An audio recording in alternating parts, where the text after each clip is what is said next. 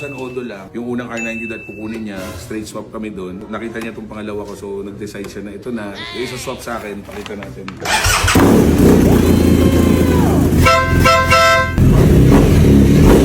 So kaka-change oil lang din. Pwede ko gamitin to. All goods naman. So ito yung GS lang. So guys, dito kami ngayon sa Baguio. So may titignan kami motor. Pero, di-deliver natin yung BMW na R90 na 100 years. Dito kayo, boss. Dito yung R90. Bababa ko na muna, boss. Sige. Para hindi ka na makatanggi, no?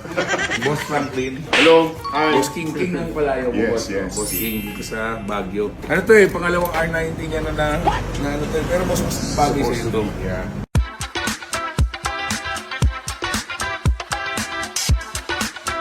So si Boss King or si Boss Franklin, so dati na natin siyang kakilala, mga taga Tugigaraw to guys. So tropa din nila yung mga nabibila natin ng motor sa Tugigaraw. Sila Wayi, sila Lowell. So 1923 pieces lang siya worldwide, pero isa to doon. Kaya lang di sila Hindi nga sila naglagay na one of, two of gano'n. Lahat one ganito. So lahat, dito sa Pinas to boss, to sa 28 lang daw. Ito boss, meron siyang stock. Tsaka ito boss, accessories from bag ha. So BMW talaga to, pati yung bracket niya. Accessories yan. At yung fan. Ayun ba sa around 20 rin yan. Pagka... Kasi di ba air-cooled lang dapat? Yes, air-cooled naman siya talaga.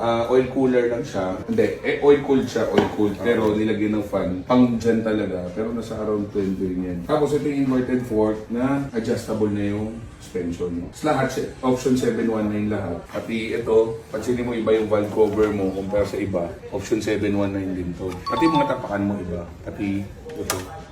Kaya siya mahal. Tapos, ito hand-paid daw to boss. Kaya sobrang mahal nung itong 100 years anniversary. Kasi hand-paid daw siya. Tapos, ang tanggi nito boss, pagka halimbawa lang natumba ka or huwag naman, no? 200,000 yun. Tanggi pa yan. Kasi, mas boss, ito yung stock seat niya. Tatanggalin mo to, kapalit mo to kung mag-aangkat. Flip lang. So, original niya to, ano kasama to sa brand new. Ito pala boss, nagdagdag din siya ng handlebar riser. Ito yung stock niya na handlebar riser. May RFID na rin siya boss, north and south. Plus, ito yung receipt niya from brand new. 4,000 odo lang. So, brand new price nito is 1.8 million. So, ngayon, magka-swap kami sa BMW GS ni boss, pero magka-add siya sa akin ng cash. Yung unang R90 that kukunin niya, straight swap kami doon. Nakita niya itong pangalawa ko, so nag-decide siya na ito na. Isa swap sa akin, pakita natin. 2019 BMW na R1250 na GS. Parang standard suspension to boss, standard. Yung stock. Pero pili ko standard to. Wala naman siyang gingalaw na dyan eh. Yung stock mo na ganito. Pero to boss, Nandyan yung stock saka yung top box. first owned ganito boss. Second. Second. Si Archie yung... Pangkad do.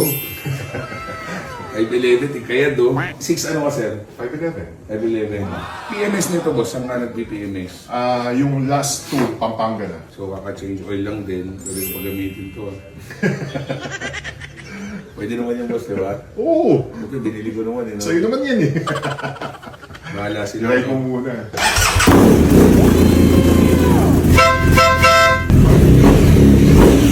So, 26,000 kilometer, although, pero bagong PMS siya, no? All goods naman. So, ito yung GS lang. So, kaya naman nagkasundo kami na kukunin niya pa rin yung BMW R90 ko na 100 years, pero isa-swap niya yung BMW R1250 GS niya, plus mag-a-add siya ng cash. Siyempre, big shoutout din natin. Napakasarap ng tinapay dito, guys. Ang daming pina-take out sa atin. So, try nyo dito, guys, yung Sabel's Pandesal. Dito yan sa Dominican Hill, dito sa Baguio City.